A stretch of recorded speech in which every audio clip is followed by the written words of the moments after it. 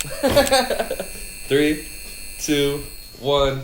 Welcome everybody back to the Built Different podcast. This is the NFL podcast, episode 21. Here with my guys as usual, Don Boy, Bill the Thrill, Bill the Legend, Bill the Businessman, ready to talk some football. So, we got a lot on the plate. We're going to deep dive right in.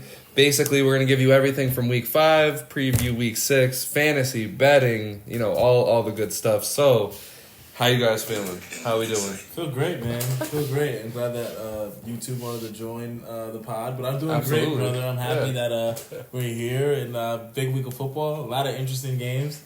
Absolutely. Top place to talk about. Let's do it. Hell yeah. Yeah, feeling good.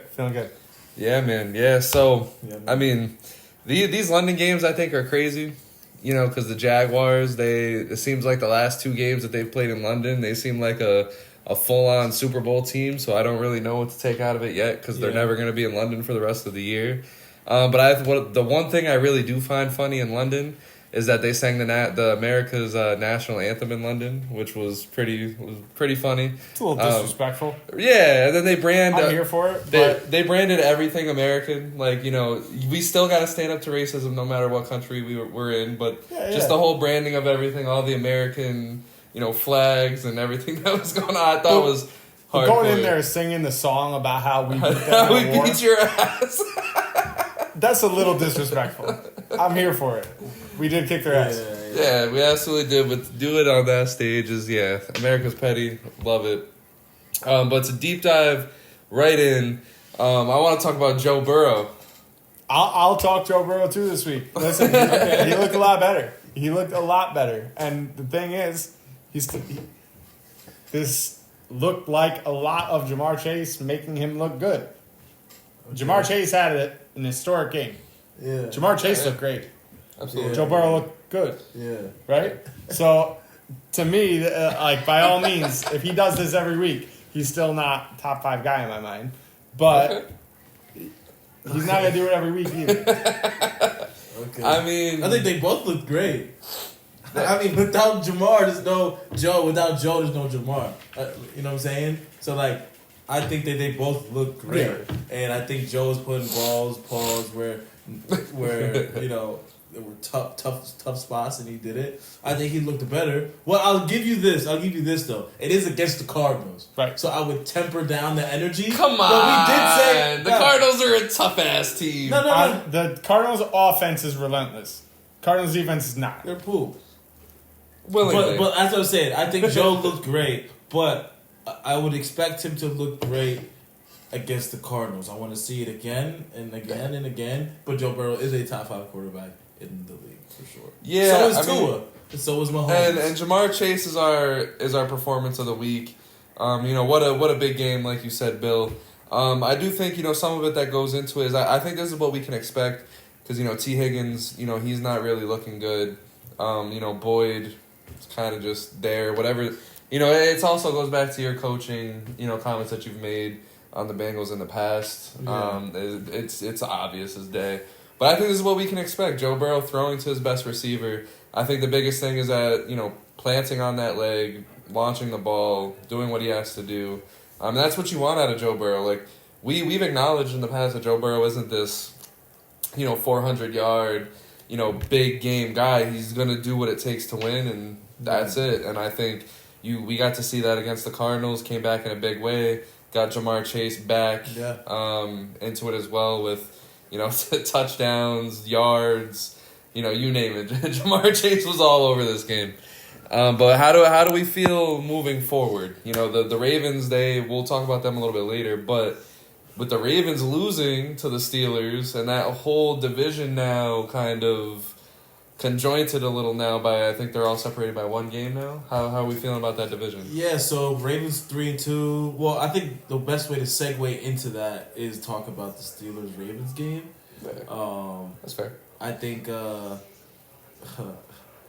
just think the Steelers like when I think of the Steelers, I think they're really 0-4 or like 1-5. That team is hot. They're terrible, bro. This is what the Steelers do, though. But they were better last year, though. They were tolerable last year. They were okay last year. But Like the team that beat the Browns week 18 last year was like, okay, it was a solid team, whatever, right? But like they should really have one win this year, and the Raiders still could have won that fucking game if they didn't kick a fucking field goal. You know what I'm saying? So it's like, I don't know, Baltimore. What questions about me? Like you paid Odell $15 million to not to give him 2-3 targets. Like what are we doing? You know what I'm saying? So I don't know. Baltimore should have definitely won that game, but Pittsburgh meanwhile, both the Browns and Ravens game was at home. Yeah. So the crowd being in there, being with them does help them. But yeah, I think that division is, I guess, wide open. It is wide open because there's a bunch of question marks all over the place. But I don't know. To me, that Odell contract is not about getting a good wide receiver. It's about getting Lamar Jackson. I don't think Lamar signed back there without that Odell contract. Okay. They signed him because Lamar thinks Odell is good, not because they think Odell is good. Okay. I think the Ravens and pretty much the rest of the NFL were smarter than that. Okay. I don't know. And wouldn't have signed Odell to that money. But Odell wanted that money. Lamar wanted Odell. So that's my take on that. I never thought it was going to pan out to look like a good move once they're on the field. Okay. But it's a locker room move. Right. It's what they needed to even have a team. I get it. Because they had the worst offseason in the history of offseasons if they didn't re-sign Lamar. No, they really did. And then they get Odell, then they get Lamar. But still, though, we're playing Nelson Aguilar over Odell. I get Odell's dealing with an ankle, but I'm saying you're paying $15 million. You got the Rams. You got to find a way. Like the Rams, we give Cooper Kupp so much money, we're going to give him the football. Yeah. You know what I'm saying? Like, Raiders should have gave Devontae Adams the football. You pay him this amount of money. You know what I'm saying? So it's like, I get it. Like, money's different from the field, but if you pay someone to be successful, you have to put them in positions to be successful. And I think valid all same. Yeah, and I mean with the Ravens here, I mean it's clear that they're out of sync. Currently. I still love this team once they're all, put together and, playing well together. But, 1 week is the Ravens wide receivers are dropping every single ball that's thrown to them. And then the next week you got Lamar absolutely just dying in the end zone every single time that he gets there. Or the red zone, I mean, not the end zone.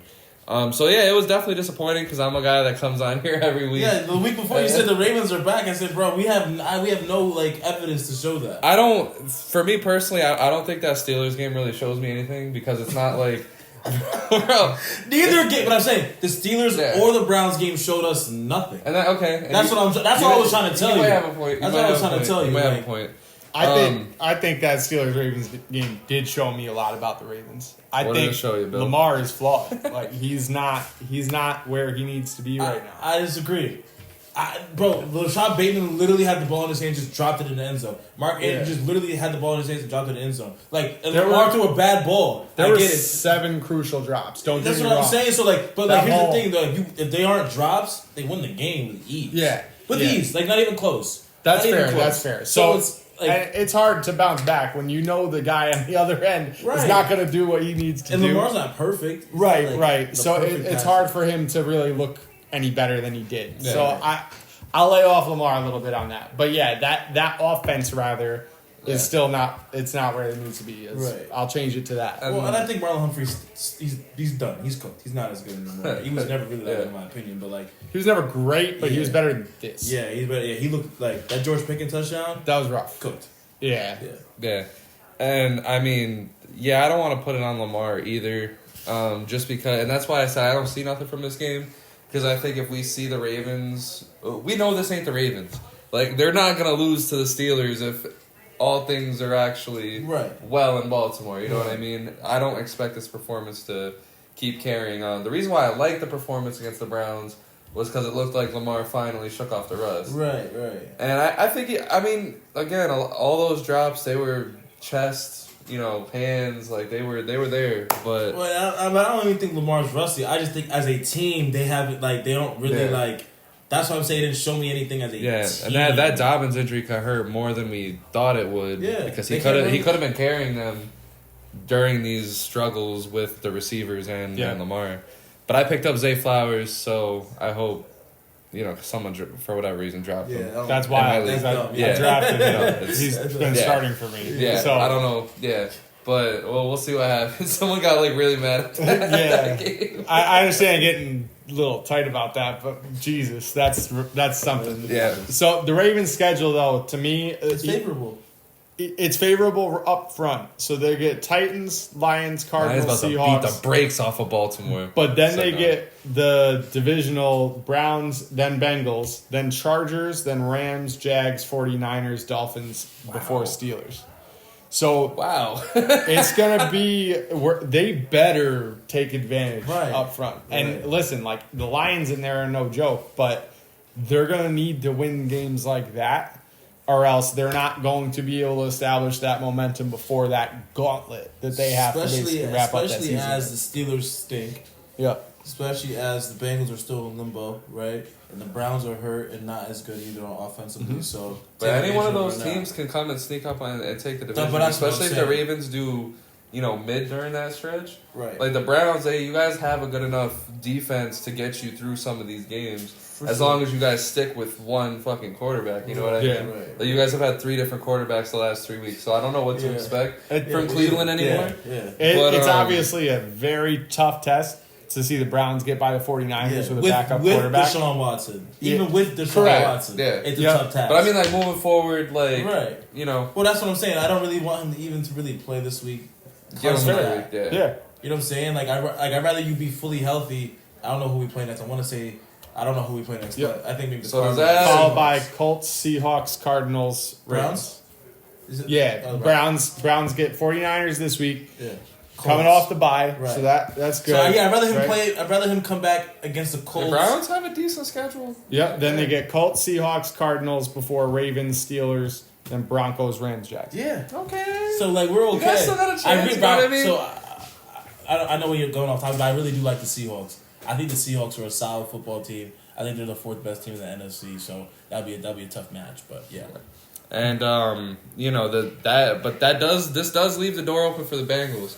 I mean, it's like I said, 1-4. This looks a lot more treacherous, because now you're back there. You have to play catch up, and we see the Vikings. They're 1-4, so they're already about to shut Justin Jefferson down for the year just because whatever, he could actually be hurt, but they also could be shutting him down to not actually risk an actual injury happening to him. So it's nice to see that the Bengals, for the most part, are back. Like you said, we need to see a second game, but hey, Joe Shiesty's. He looks good. I love it. Without no T. Higgins, he looks good too. He looks good. I love it. For the pod, I love it too because it keeps it a topic while we. For sure. Every time we do this week, but yeah, I know probably Bill is probably too, but potentially. Real quick our game of the week: Jets versus the Broncos. Jets rolling over the Broncos. Yeah. Zach Wilson rolling over. Trust me. It was rolling.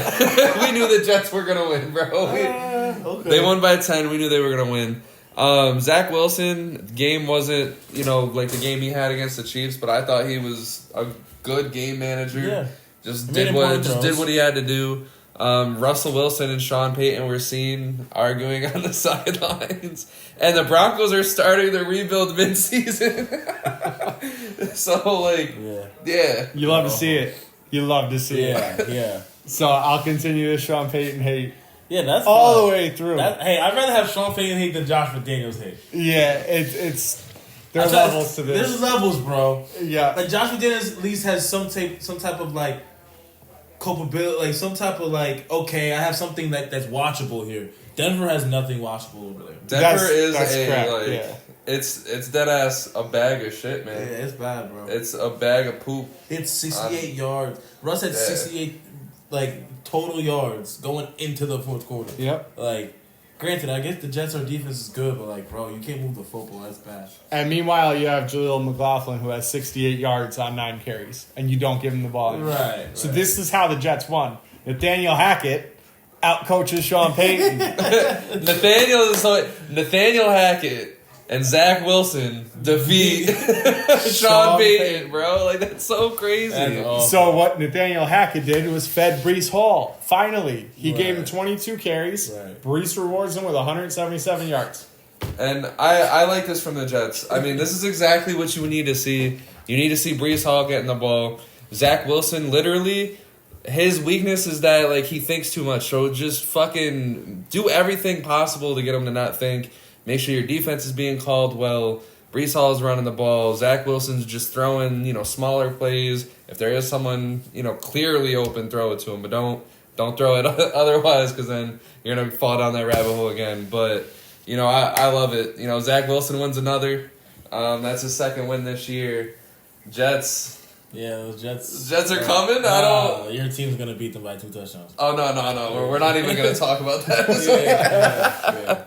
But listen, I'm going to keep saying it. I'm going to remind everybody every damn week that the AFC playoff picture is wide the hell open. So the Jets, staying in contention, are going to get Aaron Rodgers back. Right. Whenever he comes back, maybe I'm thinking like week 10, maybe something like that. Week 10 off? No. It's like 15, 16. He's not going to come back till next year. No, he's playing this year. I don't think he's coming. He's playing this year. I don't know, man. It's going to take a lot, because whatever surgery he had, whatever. I can't see it. When you have a running back like Breece Hall averaging 8 yards a carry like he did in this game, then Aaron Rodgers doesn't have to do as much. Yeah, but by the end of the year, your offensive line is going to be a little bit worn down. They were worn down before the season started. They were. That's why his Achilles. That's why it exploded.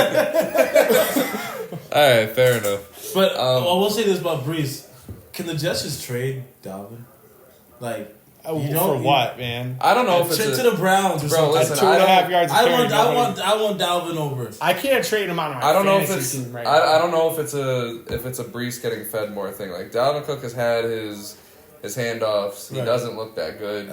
It's sad to watch, but he does not look that good. He looks like he did not practice all off season. Yeah. He's just every week trying to get his feet under him. It's not because I'm sure if Dalvin Cook was Dalvin Cook, or even 50% of Dalvin Cook, he would be sharing a lot of snaps with Breece Hall, and Zach Wilson would be throwing like 10 throws a game. Because that's what I would do if I had this combination and Dalvin Cook was good. But Dalvin, I do agree. Like I don't know, I don't know about necessarily trade him, but I mean the Browns.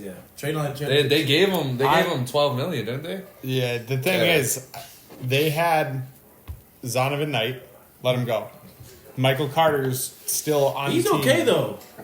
Michael Carter These are guys that have looked better than Dalvin Cook does right now. Yeah. So now it's not even just a trade him thing. It's almost like, hey, why not release him and try to get Bam Knight back? Yeah. If possible. I don't know what the situation is where he is right now. But still, like, you've got other backs that have looked better, and you don't need them right now. If Breece Hall is going to be as good as he was, you don't need Dalvin Cook. You don't need anybody else. That's what I'm saying. If I'm the Browns, I'm like, okay, what can we do for Dalvin? What we can do for Saquon? Like, because I don't think we can win a division with Jerome Ford as your running back. But that's just me. Yeah. That's just me. But I feel like if we get Dalvin Cook or Saquon or something like that. Yeah, facts, man. How about Pierre Strong? Because I might have to start Pierre Strong. Bill C's on one of my really fantasy teams. Release him. I'll release him. I got 8 releasable running backs on this team, but that's the story for another segment. Crazy, by the way. 8 releasable. Bill literally came in and sat down and told us he has fucking 8 running backs that I have never heard of before, and that's crazy. We can go ahead and just run through real quick. I have to start 2 of the following. Javonte Williams. So we got 1. Who hasn't scored a touchdown all season? Nope. Or 100 yards or anything else notable. But that's fine. He's locked in. That's my RB1. We got Dalvin Cook, Salvon Ahmed, Cordarrelle Patterson, Keyshawn Vaughn, Pierre Strong, Tank Bigsby. Yeah. What we got? Yeah, like I said, I think we do Dalvin Cook, but I'd rather. And an injury reserved of Justin Jefferson and Achane. Which Dobbins already released, amongst others. So your running backs are just cooked. Yeah, I'm shot. Yeah, on crutches. I feel you. Yep. So, fair enough. Yeah. Hopefully one of these guys just like... Cook, or do I leave it empty and just in case? Because I feel like Dalvin Cook might be more likely to fumble the ball than he is to hit 20 yards. I might leave it empty. Yeah. That might be the move. Wow. I just talked myself. Nah, don't leave it empty, man. Those 4 score points might help you win by one, bro. It's It's a PPR. I'll keep cooking. Oh man, but to move along, I mean, last comment, Broncos starting their rebuild mid-year. I think that's pretty nuts. I think that's only something Sean Payton could accomplish. Sean Payton, the man of many feats. This is going to be another one. Literally rebuilding your team in the middle of a season when you had a whole offseason to do so. But instead, you gave some of these guys contracts. You got rid of some of these actually good players. Like 49ers get upgraded out of the fucking Sean Payton's madness. So, whatever. That's nice, I guess. Let's just get the projection for this upcoming week. Because just to recap the historic run that Sean Payton's on right now. 70 points to the Dolphins. 300 yards to Justin Fields. Zach Wilson and Nathaniel Hackett taking them down. What happens this week against the Packers? Against the Chiefs. Chiefs. Oh, God. What happens against the Chiefs? Mahomes, 200 yards rushing. I think they beat the Chiefs. Kelsey, 6 touchdowns. What we got? Russell Wilson. They do play. The Broncos do play well against the Chiefs, though. For some odd reason, Russ does. Not these Broncos. Russ Wilson. I say Isaiah Pacheco runs for 200, and Mahomes throws for 3. 500 total yards from the Chiefs. That's what I'll say. Right. I think Kadarius Toney scores 2 touchdowns. You might bet it. You won't. I'm doing it. I'm locking that in. No, you can't do it right now because, like I said, bro, FanDuel's ass. But yeah, I would do that. Shout out That's to right. not our sponsor, FanDuel. But so moving on, the Jaguars and the Bills. While yes, we have to lay off of Joe Burrow a little bit. We do Let's get lay it on Josh Allen. Yes, we do have someone to lay it on. Whoa. It's like that. But So first off, I don't want to hear a damn thing about Tua underthrowing any wide receivers again after seeing what Josh Allen just did. With the greatest arm strength in the NFL, supposedly, Okay. he underthrows what would have been a surefire touchdown, and they lose the game. Okay. He had a real chance there, and he didn't look good elsewhere either. So I don't know what's up with Josh Allen because that's the thing. He's that inconsistent, bro. he's always been inconsistent, but like that part, I've never seen him underthrow a guy. Not on a 10-yard pass or a 60-yard pass. I've never seen him underthrow a guy. So I'm concerned something's going on. Yeah. And we heard London, about an injury last year after everything's all said and done. Mm-hmm. Are we going to hear the same story this year? Or was it just a pure bone inconsistency here? I'm with you. I think Joshy probably is being told little different things. Did you put the bet in? Kadarius Toney to score 2+ touchdowns is plus 3,300. $5 will get you 170. All right, do it. Locking it in. Yeah, but yeah, like For $5. to the Bills, like, bro, they might. I don't know, man. They're just so hurt. They are. Milano, Tre'Davious. Yeah, that's On the another big defense, thing that that's came trouble. from that. Yeah. They lose Milano, which is another big defender of theirs. After losing they had 2 Tre'Davious White the week prior. Yeah, Jordan and Poyer's hurt too. still don't have Von Miller.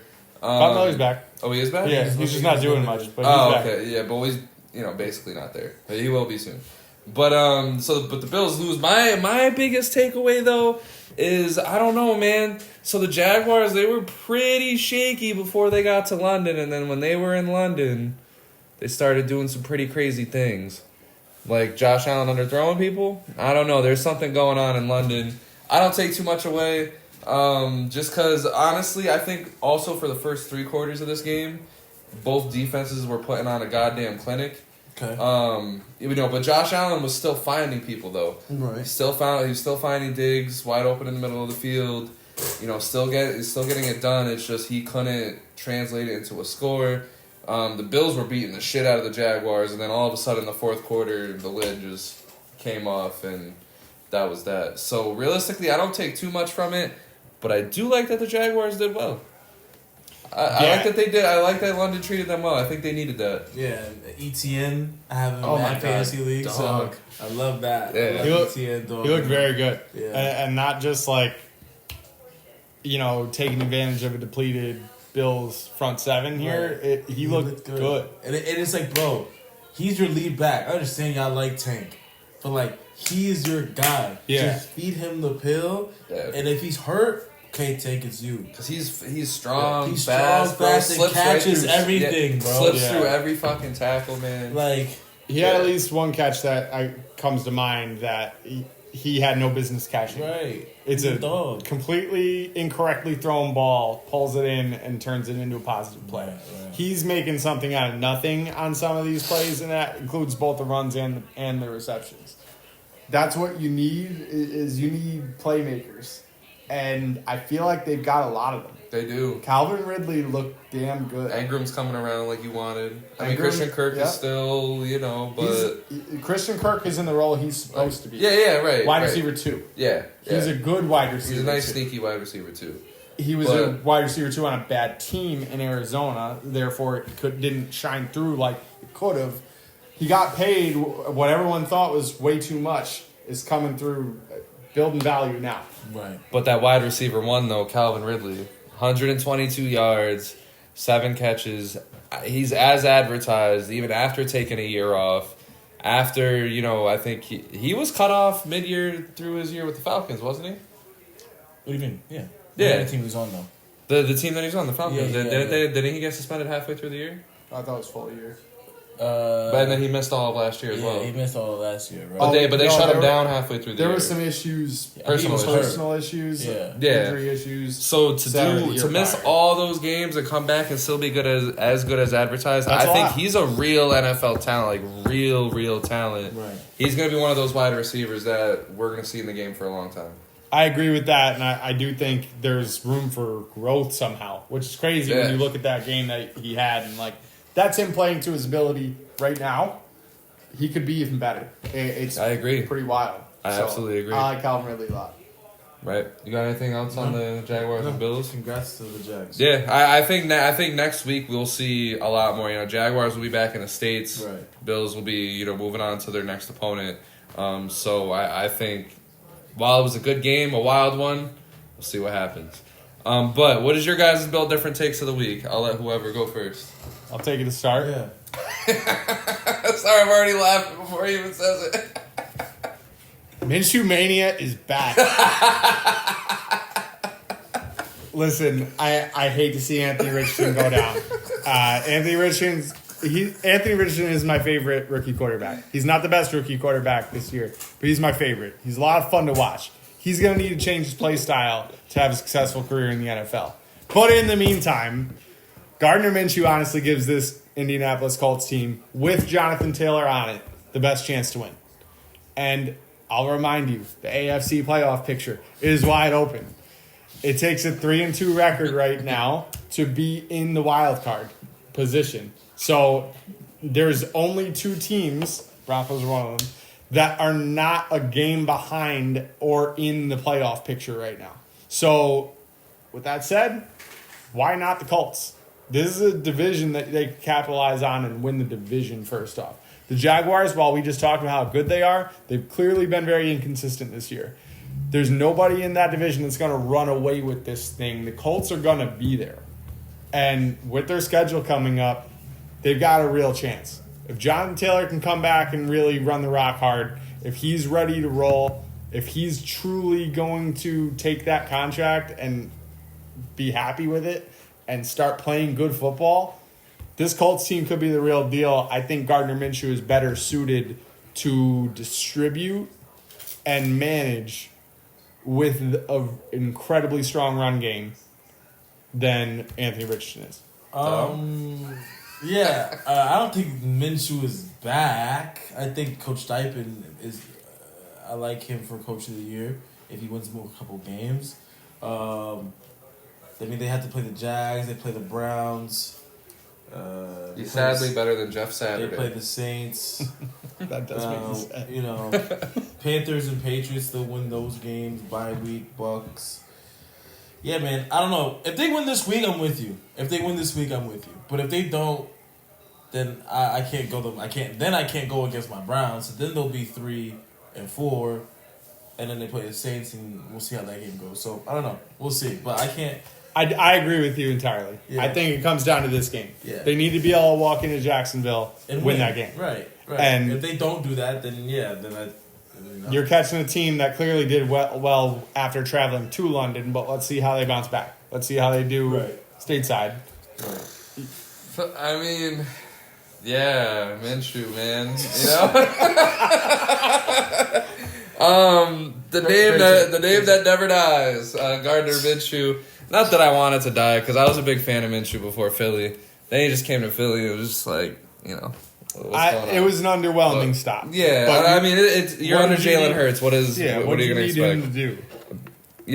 But yeah, I mean, I don't. Even if Minshew does good, I don't see the Colts taking the division. I still think they'll fall behind in the wild card. I just think there's just always going to be. I think the Texans are better too. Yeah, I think there's always going to at least be 9 better teams. The Texans will be. Texans better. got shredded by Desmond Ridder, which I have something to say about eventually. But yeah, Gardner Minshew era, man. It'll be fun to watch. I just think Gardner Minshew reminds me of the last several quarterbacks the Colts have had. I think he just fits the prototype of Indianapolis Colts quarterback, get us through the season without making us look totally bad. We survive and just on to the next. Yeah, remember they were actually legitimately good the year Jonathan Taylor rushed for 1,800 yards. Yeah, because I'm not saying he's gonna, but it was all because of Carson Wentz. I'm joking.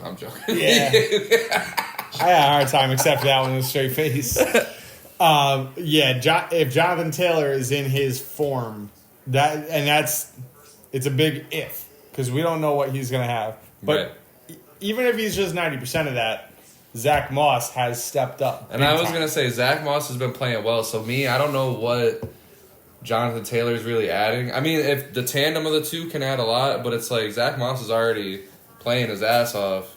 I think Zach Moss is capitalizing upon the defense that's not respecting. I don't know. I just feel like this Colts team, they need something more, but I just don't know what that more is. You know what I mean? Like, they need something. It's just, I mean, maybe the star power of Jonathan Taylor pushes them ahead, but... Yeah, every part of that team is taking a step back in recent years. And I thought what that thing was Anthony Richardson, because he was playing really well, dynamic. Yeah. Now that he's gone, I don't know. I just don't know how you could rally around Gardner Minshew the same way that we rally around, Anthony Richardson. I built different take of the week. Oh, man. You can hate me now, America's team, but I think the Cowboys should move on from Dak Prescott sooner rather than later. Here's why. You saw exactly what happened in San Francisco. Granted, one can argue that the Cowboys are a little banged up right now. They lost Van Der Esch, whatever you say, whatever you want. I don't think Dak Prescott is your winning quarterback. He does not show up in these games that you need him to show up in. He shows up in the most irrelevant games. He'll show up in that first wild card game that doesn't mean shit, but he won't show up in the most important game after that. He won't show up in the important games in the regular season. He didn't do it last year, won't do it this year. I say the Cowboys aren't going to fucking win the Super Bowl with this guy. Let's try out Trey Lance. Let's get Trey Lance's feet under him. If you don't got something in Trey Lance, you at least get a better draft pick. But the Dallas Cowboys are not gonna do anything with Dak Prescott besides be oh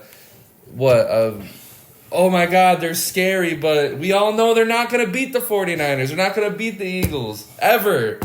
It's just not gonna happen, bro. And now I'm about to, I don't think they can even beat the Lions, bro. You're telling me if the Dallas Cowboys go to the playoffs right now, they're beating the fucking Detroit Lions? Nah, I don't think so. You know what I mean, bro? Pack it up, man. Seahawks, I'm with you. They keep throwing this Dak Prescott guy out there year after year, and I get it. He's talented, cool. The story's there. It is what it is. But if I'm the Cowboys, move on now, bro. And then whatever. See what you got in Trey Lance. Give it to fucking Cooper Rush. I don't fucking know. Just get Dak Prescott out now, and let's just move on. Or just keep him there. I'm an Eagles fan. I really don't care what you guys do. I'm just trying to give you some guys I'm trying to give you guys some solid advice. Get rid of Dak Prescott. Let's move on. I'm gonna take it. Okay, you want to go? Tiny different direction there. Okay. I don't think it should be Dak that goes. I think this is a Mike McCarthy problem. I think you put a coach in there that's going to hold him properly accountable. this whole thing changes. Mike McCarthy ain't it. And he's never been it for... Bro, I don't even think Dak Prescott could do good if he had Jalen Waddle and Tyreek Hill to throw to. But Put him on the Dolphins right now. Put him on the Dolphins right now. You guys are both killing me. You guys are both killing me right now. Put Dak Prescott on the Dolphins and they're like fighting for third. They're down there with the Patriots. No, that's not true. That is not true. Or probably not true, but like... Mike McCarthy, because last year against the Niners, they lost by what, 4, 5? It was 17-12. Listen, this is what I'm trying to say. It was closer than the game. Mike McCarthy is not a good play caller, right? So therefore, it should go back. They should have never. What I said is they should have never left. Should have never had Kellen Moore leave. All right, they should have had him stay. Right now, Dak. There's not a lot of quarterbacks. Dak Prescott. But here's the thing: if you're gonna get off Dak, wait till after this year. You don't do it mid-season. Yeah. If you want to do Trey Lance, then do Trey Lance and then potentially not win a game next year and then get another quarterback or whatever you want to do. They already won too many games this year. You move on to Trey Lance now. If you have something in Trey Lance, he'll rejuvenate the Cowboys, get you to maybe where you need to be. If not, you trade for fucking the first pick and get Caleb Williams. Boom. The Cowboys got more than enough to go get Caleb Williams. No. Yes. Bro, they would trade Dak to who? Whoever, fucking the Vikings, trade him to McDonald's to like get him the fuck out of here. To the Vikings, get rid of Dak Prescott. The Vikings, the fucking. Well, if the Vikings were to trade Kirk, the New York Islanders, Kirk, and then the Cowboys just go to Trey Lance, which they will never. The Boston Red Sox. Bro, Dak's their quarterback. Dak needs to play better. Mike McCarthy needs to play better. And that team's not going to do anything because Trevon Diggs is also hurt. Him and Colin Kaepernick could lead some kind of practice squad together. I think it'd be cool if they did that. Man, Dak Prescott to the XFL. He's not, bro. He's a top 10 quarterback. He is not a top 10 quarterback. He's a top 15 quarterback. He's top 15, no doubt. No doubt. Top 15. No, there's no maybe to it. You cannot name. I feel like I can name 15 better and can actually convince you of it. Nah, you can't. I mean, I don't know. All I know is like on a real 15 better. On a real note, though. Okay. Dak Prescott's he's skilled, right? Like whatever, but he's just not gonna get this team anywhere. And this team is too fucking good around. I would argue that this Cowboys team around him is better than what Brock Purdy has around him in San Francisco. What? I mean, Christian McCaffrey's sensational, yeah. But the Cowboys all around, like, their defense is, I would still argue. Better than the Cowboys. Huh? Their defense is better than the Cowboys. I would have taken the Cowboys defense at the beginning of the year. No. I mean, they're injured now. They look great against the Jets week 1. I don't know. The Cowboys are injured now. Yeah. But the Niners are a completely better team than the Cowboys in every and then they better line, still better running back, better tight end, better wide receivers, better corners, better safeties, better linebackers, better. They're just better. Because Bosa's just better than Micah Parsons too. Dak Prescott's poop. I would argue that. I'm with you on that. If he doesn't have better if Dak was weapons, on the Niners, they would literally win the Super Bowl. No, they would literally still fail. No, they would, bro. No, because of that's because Kyle Shanahan is the play caller, so he would literally tell Dak, "This is your read. This is how I'm setting up the reads." If he was with Mike McDaniel, he'd be killing with Tua and Tyreek because his arm is actually stronger than Tua's, and he actually will be able to be a little bit more accurate with a better online, with a better running back. Because also Tony Pollard might not be. I've been watching this guy twice a year, plus the playoff games, plus. Bro, he looked okay last year with Kellen Moore. He wasn't awful. He looked he fell apart at the end of the year. Bro, they didn't look bad. He was garbage. He had a bad game against the Niners, but he was playing all pro level. He was playing Pro Bowl level. Dak Prescott is trash. I'm not saying he's good. He's top 15 quarterback. Nah, man. He's top 15 quarterback. We'll see. No, he definitely is. There's no we'll see. He definitely is better than Kirk Cousins. Yo, all right. I gotta hold on. All right, so he's definitely better. He's not better than Justin Fields. Like, come on, bro. Come on, bro. No. Let's move on. What is your Bill different take? I think the Pats have some serious thinking to do. I agree. I think it's time for Bill to move on to something else. I think I love Mac. I actually do like Mac Jones. I wouldn't say I love him. I like Mac Jones, but he might stink. He might stink. But like also in fairness, like he is throwing to jabronis, and jabronis are blocking from him, and the jabronis can't block for Ramondre Stevenson. If you can't start up with the run, you can't be aggressive on the line of scrimmage, and you're not gonna be able to do anything. But yeah, I just think that this Patriots defense used to be a top 5 defense 2 years ago, or even a little bit of last year, and and this year they just stink, and they just can't move the ball. It's just like the fact that the New Orleans Saints played Jameis Winston and I believe Derek Carr is bad, bro. It's really bad. Like the Saints look like the team that you.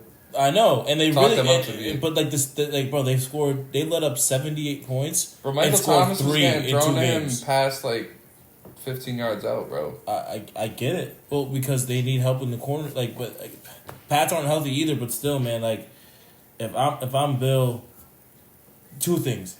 If I'm Bill, stick it out this year, suck, get Caleb Williams, right, or Drake May.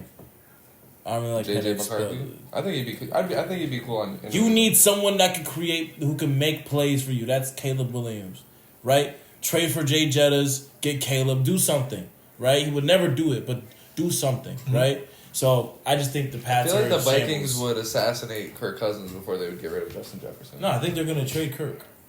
Yeah. But if you look at their schedule, the Vikings schedule. Like, they don't have that many wins up in... Like, bro, I mean, I think the Bears beat them this year. Especially without Justin Jefferson, bro. Yeah, it's possible. It's real possible. Like, they could lose to the Bears this week, bro. Well, their defense is bad. Their defense stuck, and their only offense is hurt. Yeah, for sure. For 4 weeks. Just keep it on the Patriots for a minute. Like, what I thought where the pivotal moment for them, to me, in that defense specifically, when Dante Hightower and Patrick Chung opted out for a COVID year. Right. That defense was suddenly bad. They've been very, very good for a really long time.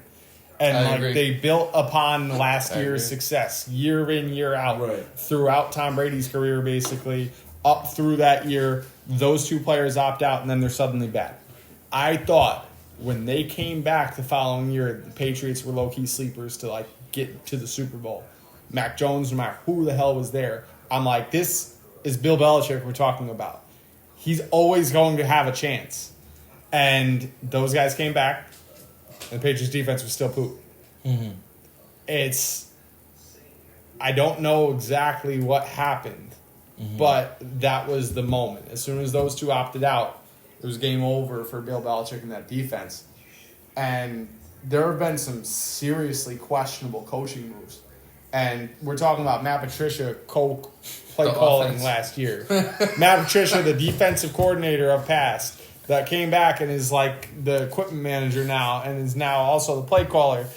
What's going on? It's bad over there. They're clueless. And then, so now you get Bill O'Brien back and you think like, okay, you got somebody calling plays now. You got an offensive coordinator. Life is good. We're going to be fine. And now the defense is just atrocious. So, and the offense isn't much better. So yeah, the offense is poop. Max is poop. Yeah. This goes back to what I said, man. When Tom Brady left, I said the New England Patriots were not going to win for a very long time, and it actually happened to be true. I don't want to say he carried Bill Belichick. I do think Bill Belichick is talented. You know, he's probably the best coach of all time, right? I get it. Yeah. But at the same time, you know, for all this shit that we gave Tom Brady saying Bill Belichick made him, I think it's finally time that Bill Belichick at least gets some shit that maybe Tom Brady made him as well. Because there's no doubt. Bill Belichick, at the end of the day, these teams aren't what he's normally used to having, but at the end of the day, they still have some talent. Talent where a good coach should be able to bring, this team somewhere. Not obviously, I look just at Mac Jones alone and I'm like, okay, this team's not going to win a Super Bowl. But yeah, but he has no talent around him, like you're saying. Yeah. It's tough because I thought, they've had decent running back rooms. This year I thought... Yeah, they have a decent running back I thought they had, obviously not the best wide receivers, but not, in my opinion, not the worst. And they've always had amongst stores. Yeah, now they are. But I mean, like going into the year, I thought the addition of Juju Smith around what they were already building, I thought was at least not the worst. Yeah. They might be worse. Yeah, I mean that team because the Panthers have better weapons. I think Bill Belichick should retire. That's just me. He doesn't look motivated anymore.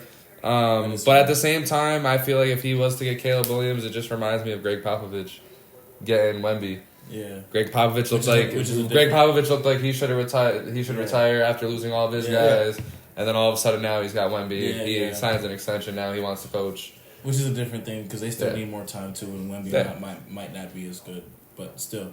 But Caleb Williams might not be as good. No, I think he'll be as good though. Right, well, we don't know though. You're one star. I think we are. I think we are giving the Patriots too much screen time. we gave them one thing about Bill not retiring though. I think he won't. I think if he goes like to the Chargers, they're Super Bowl favorites. I think if he goes to like let's say even the Browns, he'd be a Super Bowl favorite. So I think if he could go somewhere and implement his just him, but like don't bring the buffoons with you too. Like you know who we have now. You know he would. That's the thing. He doesn't get. He held on to Josh McDaniels for so long. But Josh McDaniels was good at his job. Yeah, and Matt Patricia for so long. That job, yes. Yeah, that job. No, Josh McDaniels was good at that job. Right, I'm with you. All right, too much screen time to the Pats. That's probably it for them this year. Because me and Bill talked about the Patriots, I think, for the same amount of time last season. So, good luck, New England, and your future this season. But you were getting a good segue. Justin Jefferson injured. Hurt his hamstring. Apparently, he's getting several different options. Yeah, it's tough. Hamstrings suck. Yeah, I think. Yeah, they're done. I think it's more so he has a very minor injury, and they're just going to try to protect him at this point. There's no reason to throw the legend that is becoming of Justin Jefferson on this field for the rest of the year when this team is hot garbage. And again, that you guys say what tools did they really lose? I mean, it's showing. Adam Thielen is still doing his thing in Carolina. The defense looks absolutely fucking horrendous. They can't stop anything. Let's not forget they let go of Stephon Diggs too. That was. They could have had a real wide receiver room, and here we are now with KJ Osborne as wide receiver one. Stephon Diggs and Justin Jefferson would have been. Yeah, that would have been some spicy shit. But Justin Jefferson is out for the next 4 weeks at least. One can assume he'll probably be out longer than that. Well, shouldn't play. Probably shouldn't play. They'll be one. What's the record? They're 1-4 right now. They'll be 1-8 when he gets out with no contract. Yeah, I'm good. I'm chilling. Yeah. So the Vikings trade Kirk Cousins for sure. Oh yeah, I think the Vikings should trade Kirk Cousins because some team will give something for him. And for Jay Jettis too. No, the Vikings should keep Justin Jefferson, and that's that. They're more than a quarterback away. They're just too far away to keep supreme talent like that. But you keep the supreme talent. But he's a free agent after this year though. Pay him whatever he wants. He won't accept it though. Is what I'm saying. Bro, if you don't accept something ludicrous, the thing is he's gonna get something ludicrous no matter from somebody. Yeah. Somebody that has a team. The NFL don't work like the other two Not sports even where you can give them more if they've been on your team. Nope. The only ones that get the advantage is Florida, who doesn't have any income tax. Like that's how you get more money. Like Jay Jettis is not playing. Like if they go 1-8, he will never play as a Viking. That's fair. So that's what I'm saying. Trade both of them. I mean, but at the same time, we'll see. The Vikings have a chance. So here's the thing. I do think Kevin O'Connell is a decent. Yeah, now they have a chance. They have a chance at Caleb Williams now. Right. I'm not going to be shocked. You think they win another game for the rest of the year? There's a very good chance they don't. Right. No, they don't. But I don't know if they have a first round pick or not. I don't know. The Vikings get the Bears this week, which is winnable with or without Justin Jefferson. Right. Then the Niners. Nobody has them winning that no matter what. The 49ers are due to blow one eventually. It's not going to be that one, though. It'll be this week. There's the Packers, the Falcons, the Saints, the Broncos, the Bears again. Then the Raiders, and then the Bengals. There's a chance that they just, sweep that stretch.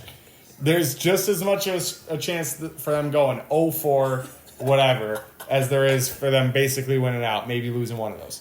So there's a large range of outcomes for this Vikings team. There's a chance we see Justin Jefferson back. There's a chance we never see him in a Vikings uniform again. Right. All right. I feel you. You playing devil's advocate. I get it. I respect it. Because I do the same thing to y'all, too. So I respect it. More than likely, I don't think they win a game without Justin Jefferson because they were winning no games with Justin Jefferson. I hear you, but he also wasn't getting any touchdowns. So here's the thing. Like, I think they were forcing him the ball to the point where it was kind of hindering their offense.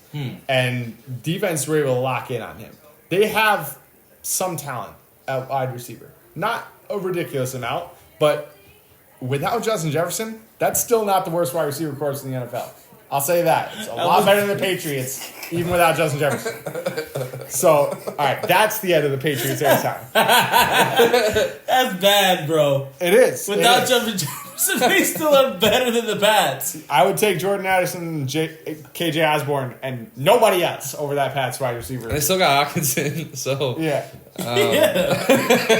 So it's that's cool. eating into Bill's I'll box take him a little over bit. Hunter Henry, TJ Hawkinson's an absolute lock over the next 4 weeks. First off, you get him in any fantasy league you can, because especially if Justin Jefferson doesn't play another snap, Hawkinson is going to be tight. He's on my fantasy team, so They stink. So bad. But yeah. Real quick before we move on from week 5, the Eagles looked fucking great. I told you guys that the Eagles would cover a negative 9.5 spread, and they did. I bet on it. I won a lot of money on it. It just is what it is. The Eagles are here, I think. Their defense looks great. Granted, why the fuck did I say that? Cooper Kupp still had a really good game. All these white guys with blonde hair, I'm confusing. I'll cut that out too. But Cooper Kupp looked great. Still look like?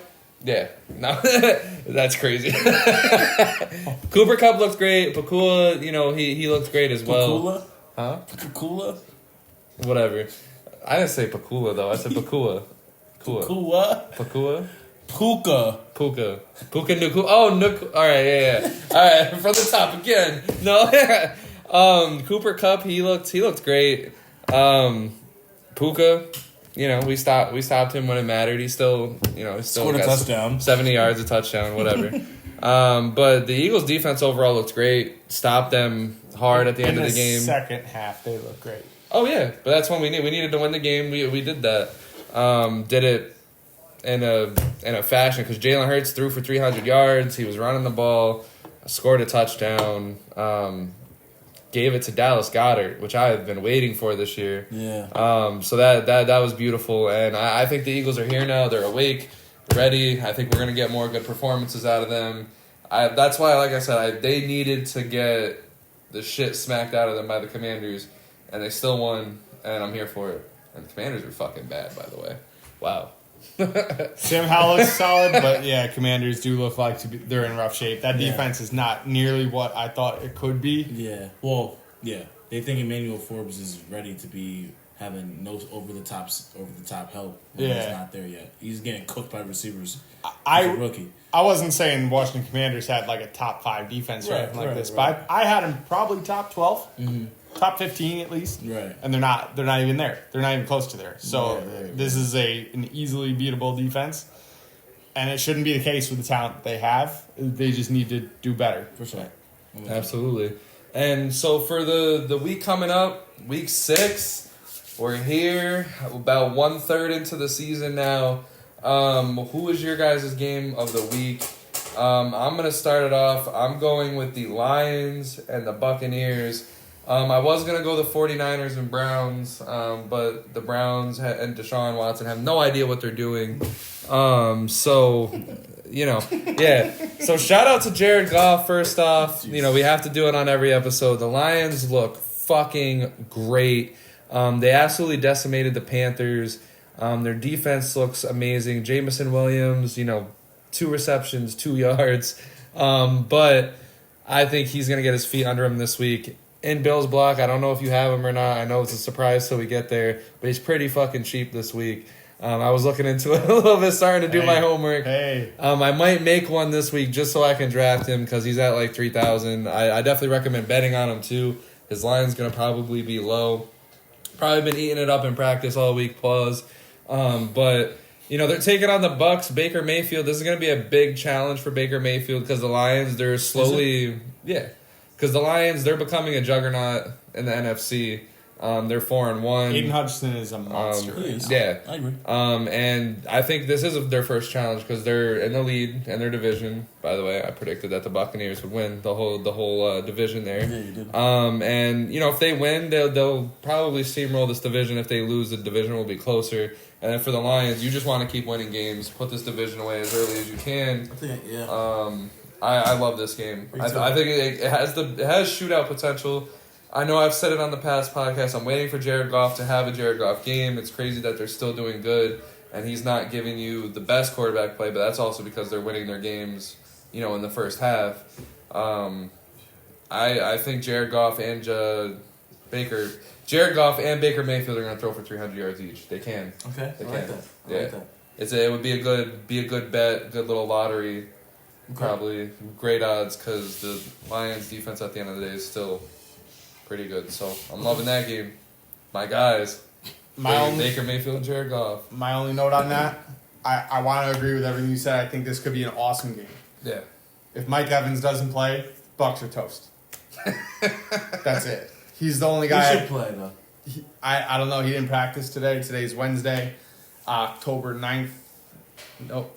No, it's not. Should 10th. be the I don't know. 10th. That's the one. That's the stuff. Or actually the 11th. Yeah. What? All right. Low-key episode 2 comes out. Episode 12. Yeah. Week 1, week 2, whatever it is. Damn. That's a throwback to last week. But either way, today's Wednesday. Mike Evans not practicing. He hasn't practiced since he hurt that hamstring. They're coming off a bye, and he's still not practicing on the Wednesday. It's not a good look. So if he's not playing, I think Detroit could win by 10. Easily. I'll take that bet. Detroit minus 9.5. So you owe me $5, so we'll put the $5. That's on the line. double or nothing there. If he plays though, that this has absolute shootout potential. And I like that game a lot. But I'll pass it over to you. My game of the week is the Bengals Seahawks. I think Seahawks off a bye. Going into Cincinnati. It's gonna be a spicy game. I think that's I think it's a big game. I think it's a very interesting game, and we'll see. Joe Burrow's about to kill him some Hawks. I think the Bengals need T. Higgins for this game, and if they don't get T. Higgins for this game, they're gonna be like, "Oh, we lost because we didn't have T. Higgins." So yeah. So, but if they do win the game, I'll be very impressed. So I have that as my game of the week. Right, T. Higgins was on the field and he wasn't on the field, so I don't know. I mean, he's had a pretty dismal year so far. I love that game. I mean, this will probably be Joe Burrow's actual get back game. If he does good this game, probably be safe to say him and the Bengals are back. Seahawks on the other end, just gotta keep rolling.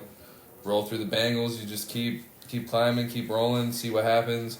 Not going to take the division from the 49ers, but you could still be the best wild card and still have a good matchup in the first round.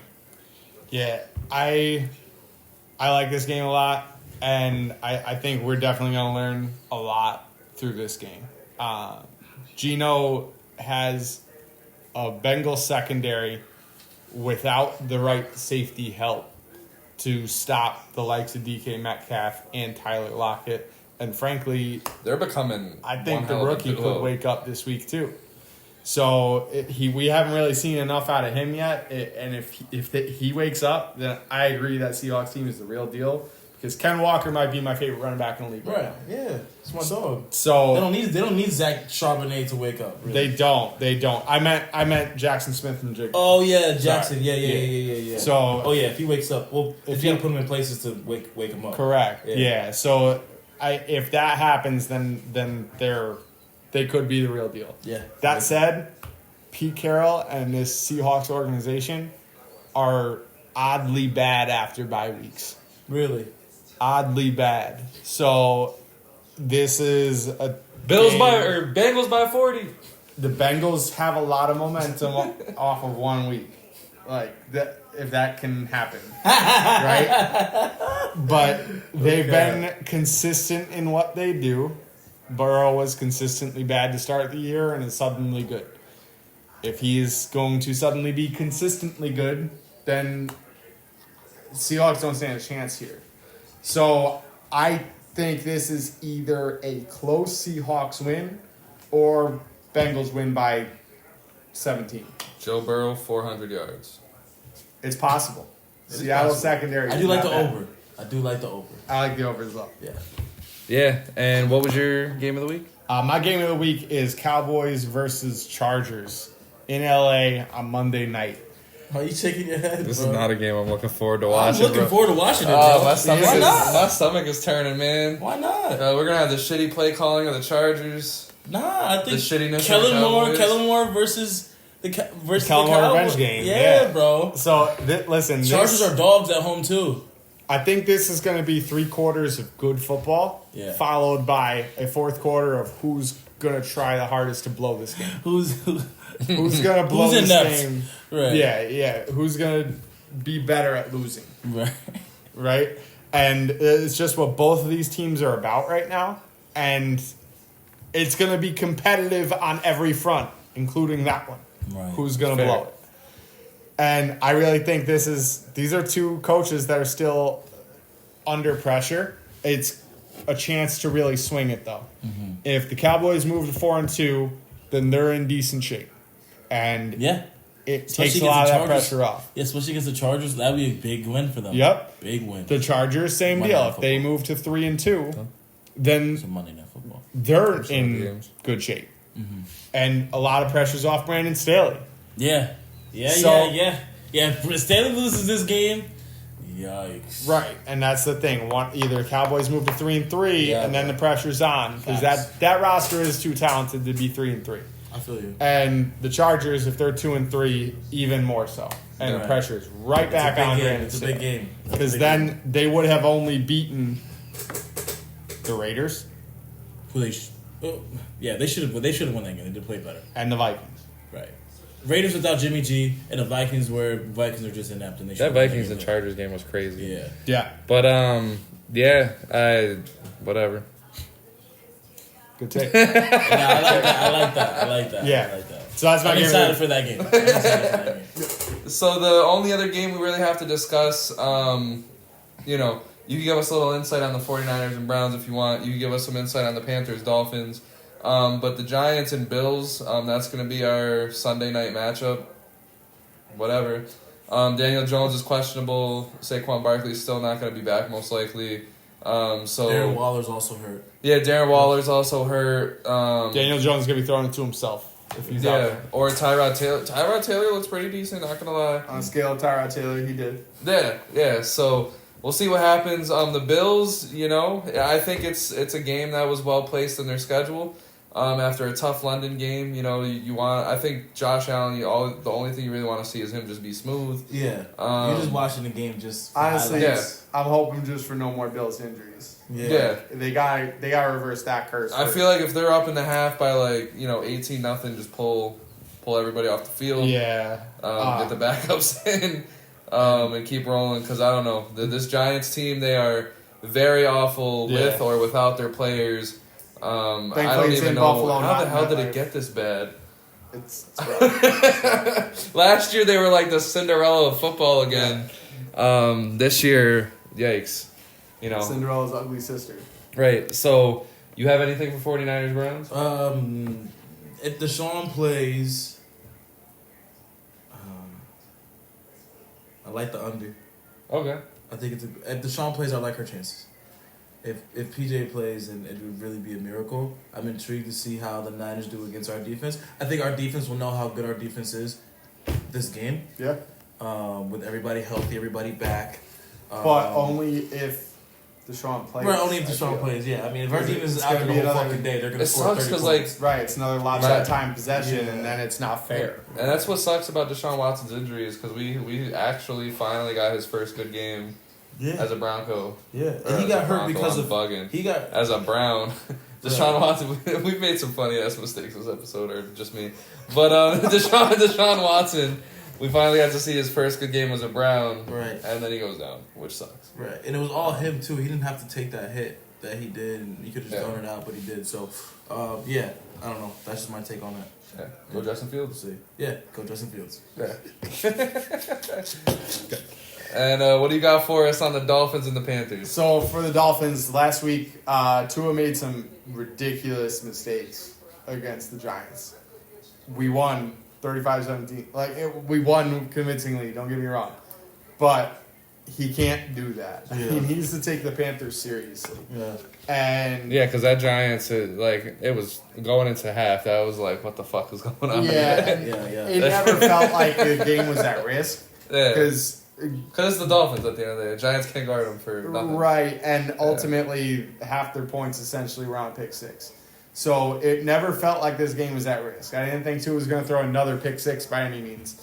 So I didn't think the Giants were putting up any more points. However, you can't make those mistakes against frisky teams, and the Panthers want to be a frisky team. They're not good enough to be that yet, but you never know if this is gonna be the week they're gonna start putting something together.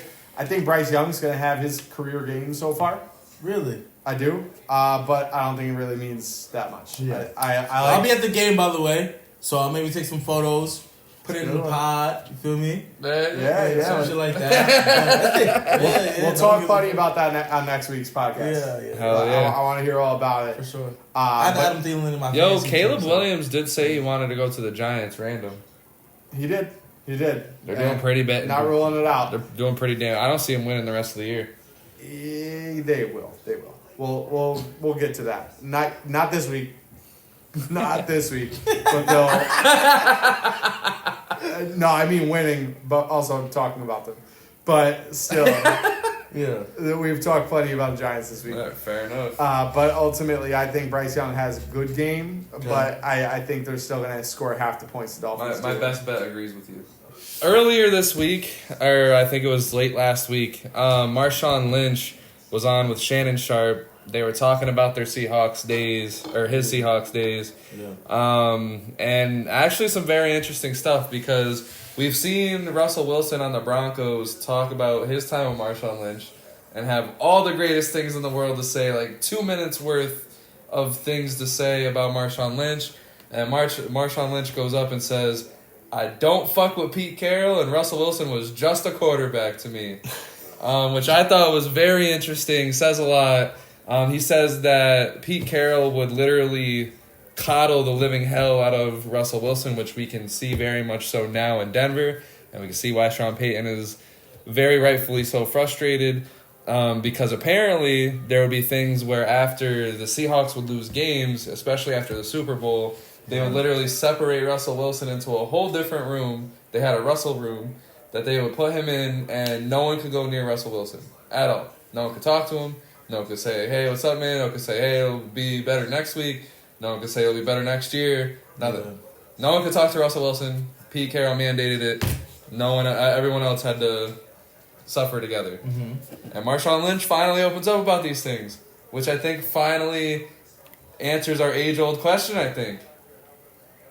Maybe it was Russell Wilson's decision to throw the ball, and Pete Carroll just fell on the sword, as you had once said. Yeah. How do you guys feel about all this? So first off, I love that Marshawn Lynch is spilling the tea here. Yeah. And I loved it. I was loving it. He's always been one of my favorite players, but he's one of my favorite personalities on the field and now off the field as well. Right. And seeing him go into Amish country before Thursday Night Football, he's doing great things with Prime Video right now. Yeah. I love Marshawn Lynch, man. And I do think, so first off, I don't know if it was necessarily the wrong call to have all that happen. It does two things. It allows your team, it does tear your team apart a little bit. It creates this divide between your leader, which is your quarterback, and the rest of the team that is hard to overcome. But at the same time, we know damn well how much the quarterback role depends on confidence. And if you allow the Seahawks to talk to Russell Wilson like the Seahawks want to talk to Russell Wilson, that's going to shred this man's confidence. And he's clearly pretty soft. Right. So, is that the wrong move?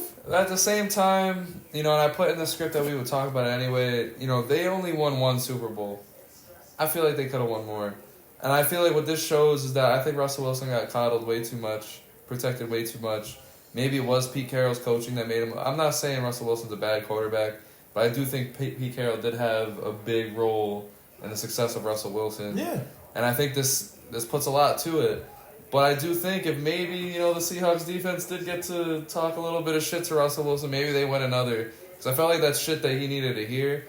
And especially now later in his career when he's just an absolute bozo, he could have dogged his way through some of these games, and he's not. It's not a good look at all for Russell Wilson, man. Yeah, I think if they let that happen, he's probably more of a grown man and still a Seahawk.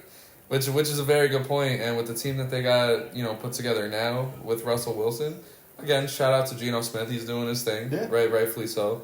But damn, this team with Russell Wilson would have been really crazy. Yeah. But that team was epic. Yeah. That team was really fucking good, man. I think people over analyze the situation just on one play. You know what I'm saying? But it's one of the biggest plays. No, for sure. No. But I'm saying, that's what I'm saying. That's why it's like, I'm not really jacking Pete Carroll. Russ was this and this and that. You feel me? Yeah. Because that started the divide. That play started the divide, Absolutely. and it was brewing before that. Because the Super Bowl was won, man. Right. That you got to the 1 yard line, you did everything you needed to do. Fucking football. Super Bowl was won. You saw them, literally saw the Patriots line up with goal line defense. Yeah. You at least run a couple times before you submit to the pass. Right. And yeah, I mean, Malcolm Butler got the interception, and that interception overhyped the shit out of him, and we saw he wasn't that good as he proceeded along in his career. Right. You know what I mean? Yeah. So I absolutely think that this does fall on Russell Wilson. But it's still an age-old question, which I love. I love that we got to witness that game, and we get to be a part of that. Because literally, I think the question is still open. Was it Russell Wilson that threw the ball willingly, or was it Pete Carroll that called that play? Because I still can't sit here and be convinced that Pete Carroll drew that play up. Yeah, and I can't. Bro, 1 yard line and you got Marshawn Lynch? Yeah. Bro, you try that 2-3 times. You even try it on 4th down with the game on the line. Pretty damn sure Marshawn Lynch covers that yard at least once. For sure. So I'll say and this. if not, throw a screen. Why are you throwing right? The slant, right. Yeah. I'll say this. Even if it was Pete's call, it's only because Russell was his quarterback. Yeah. And if it was a quarterback that didn't have the ego that Russ has, then he wouldn't have cared about getting Russ the touchdown for the stat. Because that stat is important to Russell Wilson, and where the win is important to a lot of other cornerbacks. I'll say this.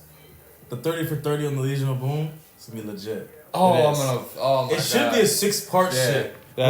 Just on Russ, just on the Seahawks, just on Pete Carroll, that 30 for 30 is gonna be legit. So I'm excited I'm excited for whenever they get that done, because they've all talked shit before. KJ Wright, Cam Chancellor, that's what I'm saying. Cam Chancellor was a dog then. Earl Thomas was a dog. Richard Sherman, Richard Sherman is he's an eloquent dude. Yeah, he will lay everything out in a way that you can understand exactly. And I feel like he will eventually, now that he's on ESPN. And they're gonna be and that's what I'm saying. And there's more stuff we haven't found. I know. And that's why they haven't said anything, because they can get money from 30. They can get money for it. Because they will. And that 30 for 30 is it has to be nuts. Because like I said, it better be on some Russ.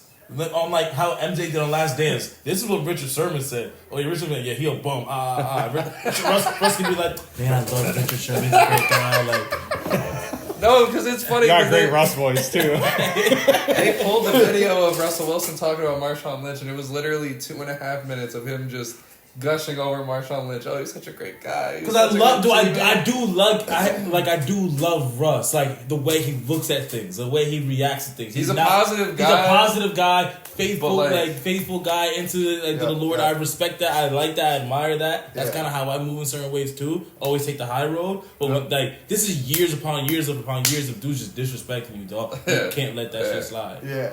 There's got to be a reason for it. If everyone feels the same way, right, you're the problem. Yeah. right. Could have just played baseball. It's like, nah. But moving on. So best bet. Yes, sir. We're still tied. Bill with 1, Dom with 1, me with 0. Last week, Bill missed because he chose the over on Dolphins and Giants, and they came half a point under. Yep. I think you said 48.5, and they were at 48 on the dot. Yep, that sounds right. And then Dom had C.J. Stroud at 250 passing yards. He had 249. And mine was just a complete disaster. So I'll start because you guys are the ones that are basically competing unless I can win one here. I'm going with Jalen Hurts rushing yards over. I think against the Jets, you're going to see him passing to Dallas Goedert, number 1, more because I think they're going to lock down A.J. Brown and Devontae Smith. But I also see Jalen Hurts. He's going to be scrambling a ton, and I think he's going to run. He always finds a way against these good defensive teams through his legs. I like his rush yards. I like the Dolphins and Panthers over. I agree with you. The Dolphins defense showed some weakness last week against the Giants. Also, Tua not really taking it as seriously as he could have. I think the Panthers are going to score a couple here, and I think the Dolphins are going to score a fucking lot. So I think they're going to cover the over. And I think the Bengals will cover more than the -3 against Seattle. I love what Seattle's doing, but I think the Bengals are here. I think Joe Burrow is here. Like you said, he's consistent, and I think now more than ever, that team is hungry to defeat the media. For whatever reason, I think the Bengals always live to beat the media, and I think they're going to beat Seattle. And I'm going to be betting that again. Okay. I'm at 5 winners and 5 touchdowns, so please, Bengals, win. Okay. My best bet is Dolphins -14. It's at 13.5. Buy yourself a half a point. Just keep it even. I just think there's no chance. Panthers. Yeah. I mean, I do like the over too. The Panthers, like, they score, but like they also just gonna give you the football. Yeah. Like fumbles, interceptions, whatever. Yeah. They're gonna give you the football. Also, like Jacoby Myers 50 yards in revenge game against the Pats in Las Vegas. I like that a lot, and I like Cooper Kupp 100 yards. The Rams. Can you tell me who the Rams play one more time? Cardinals. Yep, Rams play Cardinals. Yeah, nice. He's gonna kill us. So Jamar Chase. Kill us. I'm gonna kill those. I said kill those. I'm gonna say that. Jamar Chase almost had 200. I think Cooper Kupp is gonna have 100, and I like Puka to have like 60, 72 as well. So that's where I'm at. All right. Right now I've got looks somewhat similar in some areas. I've got the over in the Miami game as well, 48.5 right now. I'm keeping it right where it is. I'm not screwing around trying to get extra points for extra money, as we saw me miss by a half point last week. I've got Bills -14, so I feel pretty similarly. I think Giants just are going to catch every bit of their wrath, and it's going to be an angry Bills team that's just going to destroy the Giants. Yeah, I really feel like they're about to violate. The only reason why I was hesitant because I always pick the Bills in my survivor pool. Yeah. I mean, if Daniel Jones doesn't play, I'm going to pick him. Yeah, fuck the Ravens, bro. They screwed my survivor pool, man. Yeah, that's bad. That was week 5. I was in there. But Brian Daboll, though. Brian Daboll revenge game. Never count out. Yeah, I could see it. I can't see it. San Francisco 49ers -6.5 as well. Yeah. Unfortunately, with it not looking like Deshaun Watson is going to play. So obviously he does play. That's the thing. This is a parlay for a reason. Okay. This is plus 400 something for a reason. So I'm taking the 6.5 now because there is a decent chance that Deshaun doesn't play. Uh-huh. If he does, let's not act like the 49ers have no chance of covering 6.5. But it's one touchdown, I think then this becomes a lot more 50-50. I think that's the right line if Deshaun Watson is there. It's not the right line if he's not. We got a good chance of him not being there. Yeah. So I'll take that 50-50 chance. And actually the parlay comes to plus 567 overall. So just to recap, over 48.5 for Panthers Dolphins, Bills -14 against Giants, and 49ers -6.5 against the Browns. Okay. I also like Jonathan Taylor's under. I still don't think he'll have his feet under him this week against Jacksonville. I also, again, I want to mention again, Jameson Williams, take his over. It'll probably be low, probably be in like 30 yards, 20 yards. It was at like 15 last game. And CJ Stroud, I like the over against the Saints. So that would be a nice little honorable mention. But for your actual bet to go to shit, and then you have that one to back it up. Like, I was right. I got half of my so moving on. No, we're doing 5 winners, 5 touchdowns. Here's the records above our heads. I'm at 16-9 with 7 touchdowns because I am 9-1 in the last 2 weeks. But 2 touchdowns in the last 2 weeks. Dom is 11-14. So he stinks, but he has 12 touchdowns, so he doesn't stink. And then Bill is 16-9, tied with me, and 9 touchdowns. That's where he beats my ass. I like that. So I'll open it up. I got the Ravens over the Titans. The line is close, which I love. Thank you. That's a little alley-oop. I think the Ravens are going to take care of business here. Titans, they're struggling. I think the Ravens are going to be there. Bengals over Seahawks, like I said earlier, Joe Burrow's back, ring the bells, Cincinnati's back, whatever. I got the Lions over the Buccaneers, shout out to Jared Goff. You know, I love Baker Mayfield, but it's Lions Nation right now. Lions are doing what they got to do. I like the Cowboys over the Chargers. Really can't see the Cowboys being a 3-3 team right now. I know Yo, listen, I said what I said earlier for the views. No Drake. I feel but even if I didn't, the Cowboys have shown that even when Dak Prescott fucking sucks, that they'll still win games. And I think this is going to be a game that's winnable through there. And I got the Raiders over the Patriots. The Raiders are getting into that position this season where they're sneakily winning some games here. And I think the Patriots are being outscored like 79-3 in their last 2 games. I fully expect this to continue. The Patriots have no talent. I don't even think they have the talent to even push a couple of touchdowns against the Raiders. Whereas I think Josh Jacobs is going to go crazy. Devontae Adams is going to go crazy. Jimmy G revenge game. Jimmy G's going to go crazy. Josh McDaniels revenge game. Josh McDaniels revenge game. Let's go. And the Antonio Brown what could have been game. Oh man. So I don't trust the Raiders at all ever while Josh McDaniels is there. So I'm not touching that.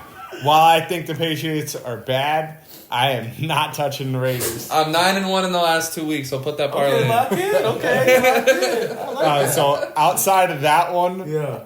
there's not a whole lot of ground that's being gained or lost here because I got the other 4 that you have. Really? So I've got Ravens, I've got Bengals, I've got Lions, I've got Cowboys. I just don't think Titans are that good, so I agree that I think that line's too close. So Ravens, Jags, should Bengals, bounce back. Okay. I've got Bengals because we talked about this, and I do see a situation where the Seahawks could squeak by in this. Seahawks are a good team, but I do think the Bengals suddenly have that momentum. Should be able to ride it this week. It's home in Cincinnati, so that's why I'm taking them. That's the real edge there. I've got the Lions because if Mike Evans doesn't play, and I don't think he will, then I don't think they have a chance at putting up enough points to beat the Lions. I got the Cowboys over the Chargers because I think Brandon Staley is better at losing games than Mike McCarthy is. So exactly. That's why I took Cowboys. And then my 5th, I've got the Jacksonville Jaguars over the Indianapolis Colts. They did look good to me. It feels like an offense that's starting to click. And it's just got too many weapons where, listen, if I'm wrong on that, I'll be happy about it because it's Minshew season if that happens. But I do have the Jaguars ending Minshew mania. Okay. All right. I have the Bucks against the Lions. Locked in. I think Mike does play. I think Shake and Bakes. Oklahoma won last Saturday. OU, good dub. I think he's hyped. I think he's locked in and ready to go. I do have the Raiders as well. But what's the Jaguars? What's that? It's minus what? -4. No. But Jaguars are minus 210 okay. right now. Okay. All right. So yeah, I'll do the Raiders. Revenge game for all. Yeah. I got Seahawks. I just think the Seahawks coming in that bitch locked in. Sure. Hawks flying. Hawks dying. I got the Bears money line. I think the Bears could beat the Vikings and be locked in, and I have the Ravens as well as you guys. So fair enough. Yeah, that's what I have. So I'm changing up my strategy. I didn't do my touchdowns beforehand. I'm actually gonna do it on the fly right now because I need to do something different. You want us to go first? And yeah. You guys go because I need to do something different here. I'm in last. I only have 7 touchdowns. We're 5 weeks in. Who's gonna ride our coattails through this? No. I'll go right now. I'll go right now. I don't want you to I actually like that. Hawkinson versus the Bears. That's good. I like that. He's gonna be one of the only people catching the ball here eventually. I like that. I like Goddard versus the Jets. Jalen Hurts is starting to find Dallas Goedert. I expect that to continue. Okay. I got Stephon Diggs versus the Giants. I honestly think he scores 7 touchdowns, but we'll go with 1 touchdown because that's the game that we play here. I got Christian McCaffrey because actually, you know what? We should ban Christian McCaffrey from this competition. Okay, that's fine. While you're this far behind, you can go ahead and use him. No, I'm good. I'm only 2 behind you. You better watch out, buddy. I got Travis Kelce if he plays. I think that's he is. He was limited in practice. It's about to. My end is very tight. My end is very tight during this competition here. But I'm going with Travis Kelce versus the Broncos, and I'm going with Bijan Robinson versus the Commanders. Matter of fact, I would like to backtrack. Am I allowed to backtrack in my 5 winners? Sure. As long as I'm going to take out the Cowboys and the Chargers, and I'm going to insert that the Falcons beat the Commanders. I'm going to go against the grain here. For 5 weeks, I said the Falcons would lose. I have lost 3 times because of it. Now the Falcons, don't let me down. The Falcons are going to beat the Commanders live on Sunday. Go ahead and lock in the Commanders bets, ladies and gentlemen. Yes. All right. Is it all right if I go? Yep. I got Lamar scoring a rushing TD. Ooh. I think they need it, and I think he's gonna lock in and get that done. I got Gabe Davis scoring. I think the last 3 weeks he scored for some odd 3 or 4, reason. yeah. So I think it's 4 weeks in a row. Yeah. So I think he's gonna score this week as well. I like Mostert to score against the Giants. They're gonna. I feel like low key 3-leg parlay. Raheem Mostert, Tyreek Hill, and Waddle to score. I like that. And I got Ken Walker scoring against Seattle. They ain't gonna need it. And I got Jacoby Myers revenge game. I'm Jacoby Myers locked in. Me and Jacoby are locked in. So I got that. He looks locked in right now. Yeah. So I do like that. I actually like quite a few years. We only have overlap on Mostert. I do have Mostert scoring against Panthers. Yeah. I think everybody's going to score, like you said. So pick your poison. But I think Mostert's most likely. Didn't want to take 2 from the same team, so I spread it out everywhere else. I've got Eckler, 99% chance per him that he's back. I think he definitely scores in his first game back. I think it is this week. I might try throwing a 6th in case he doesn't play. We'll just get an extra one next week. All right, sounds good. I took Kelsey. So. All right, cool. So Eckler versus Cowboys, Mostert versus the Panthers. I got Tony Pollard scoring versus the Chargers as well. So both running backs. In that Monday night game, I've got Jamar Chase versus the Seahawks. Why not ride that momentum? Okay. And I've got Cooper Kupp finding the end zone against the Cardinals. I like that. I think they're really going to draw something up for him. I feel very confident about the Cooper Kupp above everything else in that list. Okay. Love it. Love that. Is that it? That's it. You did your touchdown there? Yes, bro. Am I bugging? Yes, bro. I'm bugging? Yes. I'm bugging. All right, you guys got any closing thoughts here? This is week 6. I'm already losing my mind here. But it's gonna be a fun one. Yeah. Yeah. Go Browns, go Eagles, go Dolphins. Absolutely. I feel like the Browns. Go Justin Fields, my boy. Lock in. For real. Let's get it done. Yeah, fins up. And make sure you guys like, subscribe, share, sell your souls, get on the train or get the train run on you. You know how it goes. Dom is just gonna walk away. But we got a lot of content coming your way. A whole lot of content. We've been nailing this 3 episodes a week thing. So stick with us. Get in tune. Because, we got a lot coming. Have a good day. Have a good night.